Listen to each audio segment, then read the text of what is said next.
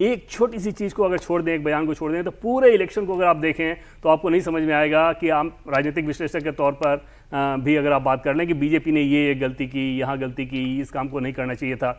छोटी से छोटी बारीकी जिन चीज़ों का वो ध्यान रख सकते थे उन्होंने रखा। अब डेमोग्राफी बीजेपी के हाथ में नहीं था, तो निश्चित तौर पर वहां पर बीजेपी डैम कॉन्फिडेंट है, तो यहाँ पर हर्षवर्धन जी भी कॉन्फिडेंट है। वो कह रहे हैं 180 190 के सपने छोड़िए, आप 150 पार कर रहे हैं, इतना क्लियर है। यहाँ पे अश्विन सर आ रही हूँ आपके पास। अजीत जी कह रहे हैं अभी भी एडवांटेज ममता है। सज्जन जी बस एक लाइन के एडवांटेज, जो खामी थी, जो कमियां थी, वो डिस्कस हो गई पहले 3 महीने। एडवांटेज ममता, ठीक है। तो भाई अभी 2-2 पे बराबरी में मामला टिका हुआ है। बिल्कुल, ये बहुत मुश्किल है कहना कि देखिए बहुत मुश्किल है, लेकिन देखिए क्लोज इलेक्शन है। बस ये है कि ये जो मेहनत हुआ पिछले 2 महीने में, माहौल दिखा, ये 6-8 महीने पहले से अगर दिख रहा होता तो मैं बिल्कुल ये कहता कि कंफर्टेबल विक्ट्री बीजेपी निकाल लेगी, क्योंकि एंटी टीएमसी सेंटीमेंट जबरदस्त है ग्राउंड पे, इस पे कोई बात नहीं है। बीजेपी ने मेहनत देरी से की, ये थोड़ा सज्जन जी बात हजम नहीं होती, क्योंकि बीजेपी एक ऐसी पार्टी है, उसको तो बेचारे को सब लोग कहते हैं ना कि एक लेबल लगा हुआ है कि इलेक्शन हो या ना हो, ये 2400 घंटा इलेक्शन मोड में ही रहते हैं, स्पीच भी वही वाली देते हैं। उसमें मेहनत कब हो रहा है, जानकारी कब हो रही है, एक बात ये ध्यान में रखे कि नहीं सज्जन जी, उसमें 2 चीजें होती है। एक तो ये कि वो बात जानकारी में कब आ रही है। विधानसभा में भी 50 बूथ पे,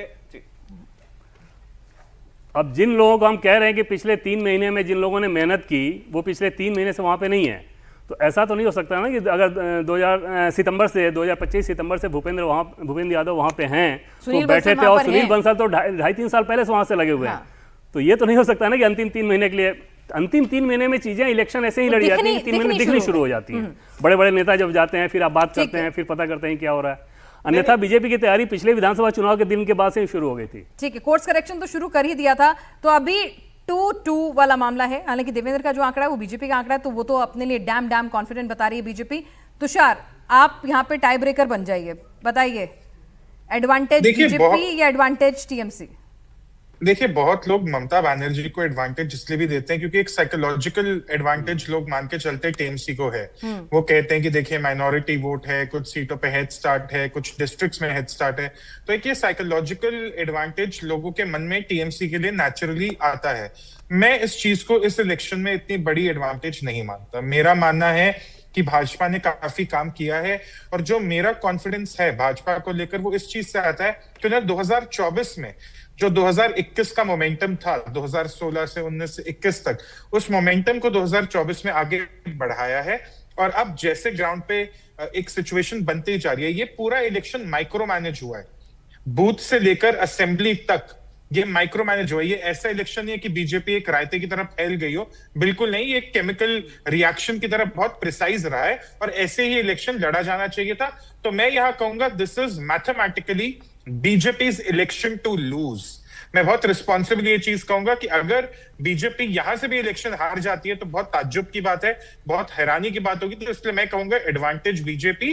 बट हाँ, मैं 180 190 के फिगर को कमिट नहीं करूंगा। मेरा मानना है कि जैसे एक बच्चा होता है बोर्ड के पेपर में, कहता है चलो फर्स्ट डिवीजन आ जाए, बीजेपी की रणनीति भी कुछ वैसी होगी कि पहले 148 पार करें, उसके बाद जो भी टॉसअप सीट्स हैं 160 170 हो जाए वो बोनस है, पर जरूरी फिगर जो ज्यादा एक सारा फोकस होगा वो 148 का होगा। वो मेरे हिसाब से ठीक ठाक किया गया है। चल, तो 148 आता हुआ दिख रहा है यहाँ पे तुषार को भी, देवेंद्र जो अपडेट दे रहे हैं बीजेपी के खेमे से उनको भी, हर्षवर्धन जी को भी। लेकिन सज्जन जी और अजीत जी अभी भी इस बात पे कायम है कि भाई एडवांटेज ममता है, लेकिन कांटे का ये मुकाबला है, ये 200 वाला 190 180 वाला मुकाबला तो कतई नजर नहीं आ रहा है। अब धीरे धीरे करके पश्चिम बंगाल की तो हमने बात कर ही ली है, अब जरा तमिलनाडु की भी बात कर लेते हैं। तो हम एग्जिट पोल का डेटा तमिलनाडु के लिए भी दिखाएंगे, और अब सीधे सीधे दक्षिण भारत से पूरी रिपोर्ट इकट्ठी करके ग्राउंड की, नेताओं की, पोलस्टर्स की, क्योंकि वहां पे हमारे लिए एक भाषा का बैरियर रहता है, वो रिपोर्ट लेकर हमारे एसोसिएट एडिटर टी राघवन इस वक्त स्टूडियो में आ चुके हैं, और राघवन मुस्कुरा रहे हैं, पूरा डेटा के साथ तैयार हैं। तो यहाँ पे तमिलनाडु में भाई बहुत ज्यादा हलचल थी विजय फैक्टर को लेकर टीवी के, तो वो फैक्टर किंग मेकर बन रहा है या डिसरप्टर बन रहा है? ग्राउंड जीरो से आप हमारे लिए क्या रिपोर्ट लेकर आ रहे हैं? जरा हम नॉर्थ इंडियंस जो हैं, जो हिंदी भाषी हैं, जरा उनको समझाइए तमिलनाडु की पॉलिटिक्स। देखिए पिनास, 6-7 दशकों की राजनीति की अगर हम बात करें तो एक बहुत क्लियर कट वहाँ पर इलेक्शंस के रनडाउन में ही दिख जाता है कि कौन सी पार्टी जो है वो जीत रही है। 2016 में जब जयललिता ने रिपीट किया था तब भी हम वहाँ ग्राउंड पर देख पा रहे थे, लेकिन यकीन मानिए पहली बार ऐसा हो रहा है कि एकदम ऐसा लगता है कि बहुत ज़्यादा मेस्ड अप है सब कुछ, और उसकी वजह जो है सिर्फ विजय है। ऐसा लगता है कि विजय अब तय करेंगे कि वहाँ पर किसकी विजय होनी है। इसकी बड़ी वजह यह है कि 80 जो अर्बन सीटें हैं, 154 रूरल सीटें हैं और 80 अर्बन सीटें, 80 अर्बन सीटों में कमाल का परफॉर्मेंस जो है वो देखने को मिला। रूरल में क्या हुआ है इसका डाटा मैंने सैकड़ों लोगों से बात की तमिलनाडु में, जो लोकल पोलस्टर्स हैं, वहाँ के जर्नलिस्ट हैं, जो यहाँ से जाकर जिन्होंने वहाँ पर सैंपल इकट्ठा किए, किसी के पास भी रूरल का वो डाटा जो है वो क्लियरली मिल नहीं पा रहा। तो वो 154 सीटें किस तरफ स्विंग कर रही हैं उसका अंदाज़ा अभी तक शायद किसी को नहीं है, और वही कल नतीजों में रिफ्लेक्ट होगा। लेकिन इतना हम दावे के साथ कह सकते हैं कि 80 सीटों में से कम 60 सीटों पर वो बहुत ज़बरदस्त परफॉर्मेंस कर रहे हैं, और उन 60 सीटों में ज़्यादातर सीटें जो है वो पिछले चुनाव की अगर हम बात कर लें तो वो डीएमके के पास थी। चेन्नई के आसपास के जो रीजन है वहां की बात कर लें, कोयम्बटूर की बात कर लें, त्रिची की बात कर लें, सेलम एक ऐसा शहर है जहां पर 10 की 10 सीटें जो है वो एआईडीएमके ने जीती थी, लेकिन वहां पर भी एक बहुत बड़े लेवल का अर्बन पेनिट्रेशन जिसको हम कह सकते हैं वो देखने को मिल रहा है। विजय, विसिल और टीवी के, हम इस बात को लगातार कह रहे हैं, ये तीन चीजें जो है, विजय एज एन एक्टर, विसिल उनकी पार्टी का चुनाव चिन्ह और टीवी के उनकी पार्टी, ये घर घर वहां पर पहुंच गई है। सोशल मीडिया ने भी इसमें एक बहुत बड़ा योगदान दिया है क्योंकि उनका सोशल मीडिया मैनेजमेंट बहुत शानदार है। आप ताजुब करेंगे ये जानकर कि जो 38 डिस्ट्रिक्ट हैं तमिलनाडु के, कंस्ट्रेंट्स की वजह से वो 7-8 डिस्ट्रिक्ट से ज़्यादा इन चुनाव प्रचार के दौरान जा नहीं पाए, लेकिन जिस तरह का रीच पार्टी का है वो हर जगह देखने को मिल रहा है।